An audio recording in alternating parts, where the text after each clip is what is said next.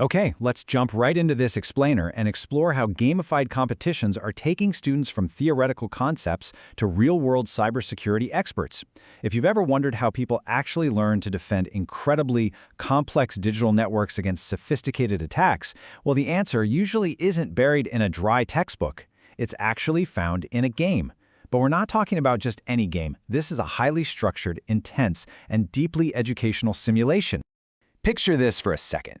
You're a student, and you're firing up a Linux virtual machine for the absolute first time. You're just staring at this blinking cursor on a totally blank command prompt. You know your mission is to hunt down a hidden secret somewhere in a simulated network, but there's absolutely no manual telling you what to type. That exact blend of mystery, challenge, and pure hands-on discovery, that's the heart of what we're unpacking today. So let's drop the Hollywood hacker stereotypes for a minute. A Capture the Flag competition, or a CTF, is an incredibly structured, totally legal, and highly effective educational tool. It's a practical cybersecurity challenge where you solve complex technical puzzles to uncover hidden strings of data, which we call flags. Submit those flags, earn points.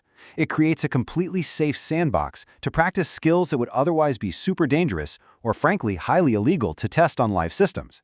Today, we are taking you on the ultimate hacker's journey.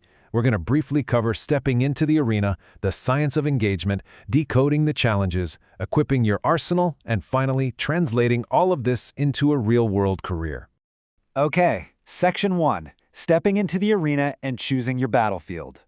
If you're a student just starting out, you're almost certainly going to kick things off with a Jeopardy-style CTF. It's super beginner-friendly. You just pick independent challenges from a board across a bunch of different categories, and you solve them at your own pace. But as your skills get sharper, you'll eventually graduate to an attack-defense CTF. Now this is a real-world cyber warfare simulation. You're split into teams, the red team attacks the opponent's systems, while the blue team is simultaneously trying to defend their own infrastructure. It is fast, it's intense, and it perfectly mimics what enterprise security teams deal with every single day. Section 2. The science of engagement. Why exactly do we play? I mean, why does chasing a digital flag keep you glued to your keyboard for hours on end? You know, gamification isn't exactly a new tech fad. It's actually been hacking our brains for over a century.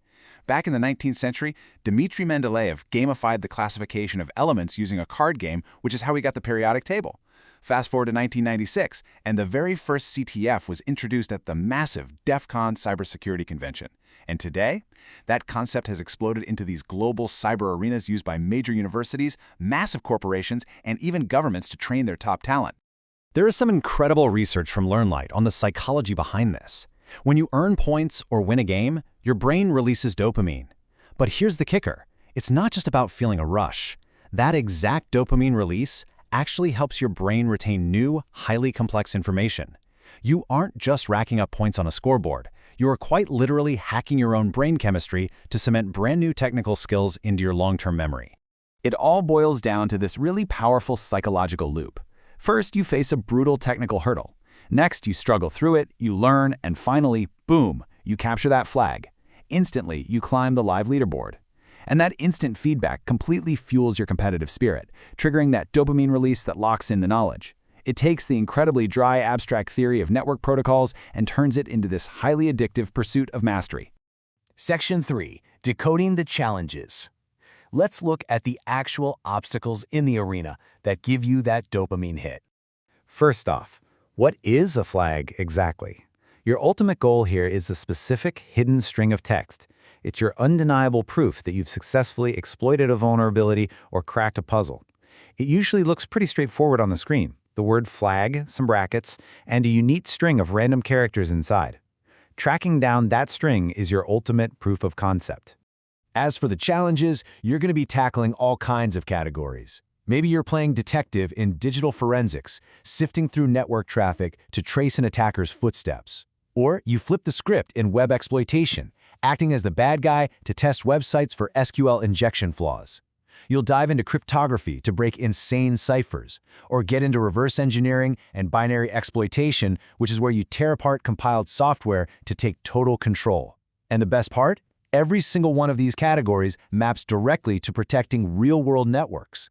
Section 4. Equipping your arsenal. The tools of the trade. You definitely can't capture these flags bare-handed. If you're going after a web app, you'll need to fire a burp suite to intercept requests before they even touch the server. Playing defense in a forensics challenge, you're going to rely heavily on Wireshark to sift through thousands of packets just hunting for anomalies. Need to tear down some malware? You'll load it straight into Ghidra. And of course, Nmap is your go-to for discovering hosts and open ports. Learning to wield these specific tools under the pressure of a ticking CTF clock is exactly what prepares you for a seat in a real security operations center. Finally, Section 5, Real-World Career Translation. Taking this from a game to a full-blown profession. Here is where it all clicks. CTFs ensure that real, hands-on learning completely overwrites dry theory. When you are frantically trying to patch a simulated vulnerability while another team is actively attacking your system in an attack-defense game, you aren't just messing around. You are running the exact same high-pressure incident response procedures used to defend enterprise servers at Fortune 500 companies. You are doing real vulnerability analysis and malware hunting, just in a safe environment. And trust me, the industry is paying attention. According to recent data from Sumble, there are currently 153 security engineer job postings that actively mention CTF right there in the job description. Employers place massive value on this gamified experience because they know for a fact that a candidate who can crush a CTF has proven practical skills, not just a theoretical piece of paper. Think of your performance on these leaderboards as a dynamic, living resume. It helps you build out your GitHub and professional portfolios with actual exploit scripts and detailed write-ups that you've created. Plus, because these events are often hosted at huge cybersecurity conventions, the networking opportunities are off the charts. You're rubbing elbows with industry pros who are actively scouting for talent. It forces you to problem-solve creatively under immense pressure, giving you the exact real-world exposure that recruiters are absolutely desperate for. So you know the path now. You see exactly how these gamified challenges forge elite, real-world expertise. You know which tools you need to download today, and you understand the psychology of why climbing that leaderboard is going to keep you hooked and constantly learning. The digital arenas are online and wide open right now for beginners and experts alike. The only question left for you is, what flag are you going to capture first?